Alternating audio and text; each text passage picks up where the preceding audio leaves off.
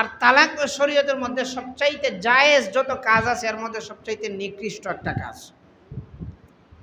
বুঝাই, পানি তো সবগুলাই পানি, পানি সবগুলাই পানি না, কিন্তু নদীর মাঝখানে যখন একদম পানি শুকায়া যায়, মাটি যখন একদম কাছে আইসা পড়ে, কোনো রকম মাছ দৌড় দিলে দেখা যায়, এটা তো তখন পানি হয়।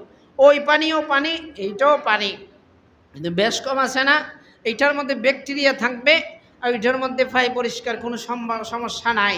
তো তালাক জায়েজ ঠিকই আছে, কিন্তু জায়েজের মধ্যে সবচাইতে নিকৃষ্ট। তার মানে এইটার ব্যাপারে উৎসাহিত করা যাবে না। যদি কোনো একভাবে এই কাজটা হয়ে যায়, ফতুয়া জানবেন, মুফতি সাহেবদের কাছে যাবেন, যাওয়ার মাধ্যমে শরীয়তে প্রত্যেকটা তালাকেরই একটা দিক আছে, দেখাই দিবে, আপনি যেন হারাম দিকে বাঁচতে পারেন, ওই পথ দেখাই দিবে, ওই পথ অনুযায়ী চলবেন। কিন্তু যদি এইটারে গোপন রাইখা আপনি মনে করেন আপনি ভালো কাজ করছেন, অবশ্যই না। যেটা মাসালা ওইটা মাসালাই। এখন আপনি মিথ্যা বলেন, এটা আপনার ব্যক্তিগত ব্যাপার। যতদিন আপনি মিথ্যা বইলা থাকবেন, ওইটা হারামের মধ্যে আপনি লিপ্ত থাকবেন।